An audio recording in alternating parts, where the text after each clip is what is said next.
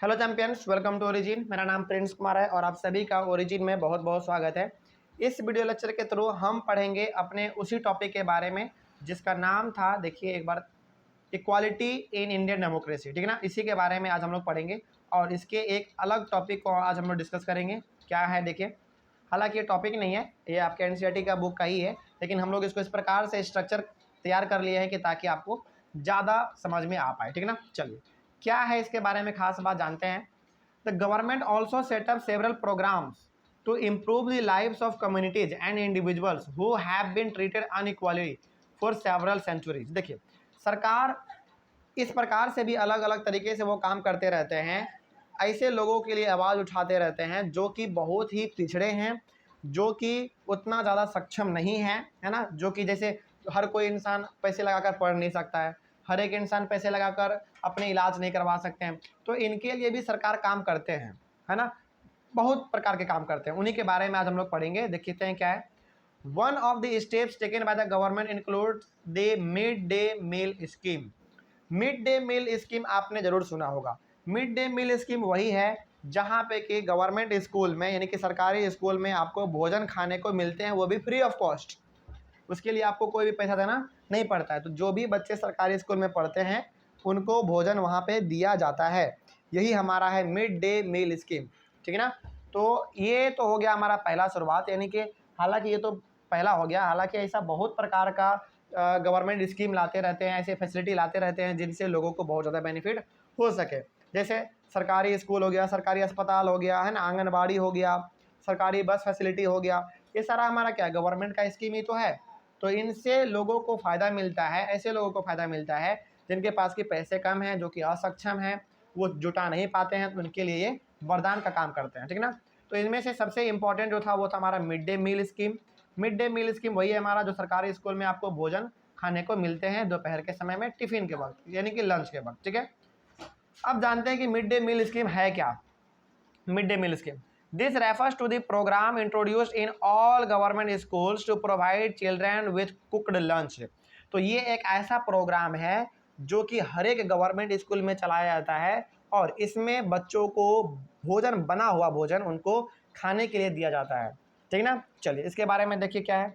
देखिए इससे हुआ क्या ना, इससे ये हुआ कि बच्चे पढ़ने तो आते ही थे, इसके साथ साथ में और भी ज़्यादा बच्चे आने लगे इस लालच में कि यार चलो कम से कम नहीं पढ़ेंगे लेकिन कम से कम कुछ खाने को तो मिलेगा, है ना, कम से कम अटेंडेंस तो बनेगा।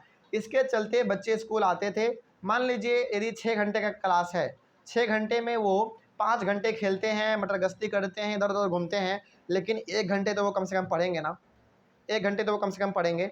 तो 1 घंटे ही पढ़ पाए, 1 घंटे भी वो कम से कम पढ़ पाए, इसके लिए गवर्नमेंट ने ये फैसिलिटी उठाया ताकि बच्चे लालच में स्कूल आए, उनको अच्छा भोजन मिल पाए और इसके साथ ही साथ वो 6 घंटे ना पढ़े, कम से कम 1 घंटे भी पढ़ ले तो काफ़ी है ना। तो इसके पीछे ये मकसद था गवर्नमेंट का। आगे बढ़ते हैं फिर। Tamil Nadu was the first state in India to introduce this scheme. India में बहुत सारे स्टेट हैं, लेकिन तमिलनाडु एकमात्र ऐसा स्टेट था उस समय पे जिन्होंने मिड डे मील स्कीम को लॉन्च किया था।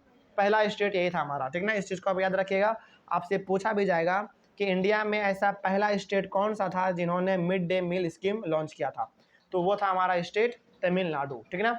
आगे बढ़ते फिर। In 2001 the Supreme Court asked all state governments to begin this programme in their schools within 6 month. जैसे जैसे तमिलनाडु ने इस चीज़ को लॉन्च किया वैसे वैसे तमिलनाडु के बच्चे ज़्यादा पढ़ने लगे, ज़्यादा वो स्कूल जाने लगे, तो वहाँ पे जो हालात बिगड़े हुए थे वो सुधरने लगे। तो ये देखने में बहुत अच्छा लग रहा था सुप्रीम कोर्ट को। तो सुप्रीम कोर्ट हमारे क्या है, इंडिया के बिल्कुल सबसे ऊंचे कोर्ट है, उससे ऊंचा कोर्ट यहाँ पे कोई है ही नहीं, है ना। तो सुप्रीम कोर्ट को बहुत अच्छा लगा कि यार तमिलनाडु ने जो ये सिस्टम लॉन्च किया ये तो बहुत अच्छा काम कर रहा है ना, बहुत ही अच्छा काम कर रहा है तमिलनाडु वाला जो ये सिस्टम है। तो सुप्रीम कोर्ट ने इंडिया के हर एक स्टेट को कहा कि आप भी अपने स्टेट में mid day meal scheme launch करेंगे, वो भी 6 महीने के अंदर। और जो एक बार सुप्रीम कोर्ट कह देता है वो हर एक किसी को मानना पड़ता है। तो जब सुप्रीम कोर्ट ने कहा कि देखिए तमिलनाडु ने जिस प्रकार से mid day meal scheme launch किया है, यहाँ पे बच्चों को मुफ्त में भोजन मिलते हैं और बच्चे लालच में स्कूल भी आते हैं पढ़ने के लिए, तो ये भी आपको अपने स्टेट में करने चाहिए।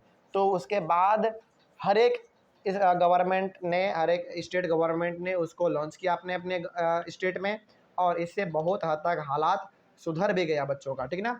आगे बढ़ते फिर क्या लिखा भाई, this programme also helped reduce caste prejudices because both lower and upper caste children in the school eat this meal together।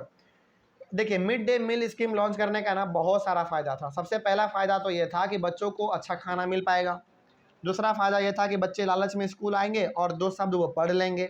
तीसरा ये फ़ायदा था कि जो हमारे समाज में इनइक्वालिटी फैला हुआ था, जो भेदभाव फैला हुआ था कि गरीब बच्चे नहीं साथ में बैठ सकते हैं अमीर बच्चे के, इस प्रकार का जो सिस्टम था ये भी ख़त्म हुआ, क्योंकि सरकारी स्कूल में गरीब से गरीब और अमीर से अमीर बच्चे आपस में बैठ के मिलजुल के खा रहे थे, बैठ पा रहे थे, वो सभी आपस में बातचीत कर रहे थे। तो मिड डे मील स्कीम से बहुत सारे फ़ायदे हुए। इससे कास्ट सिस्टम हट गया, अलग अलग कास्ट के बच्चे आपस में बैठ के भोजन खा रहे थे स्कूल में। कास्ट सिस्टम हटा, बच्चों को भोजन अच्छा सा मिला, है ना, बच्चे पढ़ने लगे। तो मिड डे मील स्कीम का इतना सारा फ़ायदा था। इसीलिए सुप्रीम कोर्ट ने हर एक स्टेट को कहा था कि आप भी अपने स्टेट में 6 महीने के अंदर इस प्रोग्राम को लॉन्च करेंगे, और सभी ने किया भी था, ठीक है ना। चलिए उसके बाद फिर हमारा लास्ट टॉपिक बच जाता है issue of equality in other democracies, ठीक है। इसको हम लोग अपने नेक्स्ट क्लास में पढ़ लेंगे। यहाँ तक में यदि आपको कोई डाउट हो तो आप कमेंट करके पूछ सकते हैं। Thank you very much and have a nice day.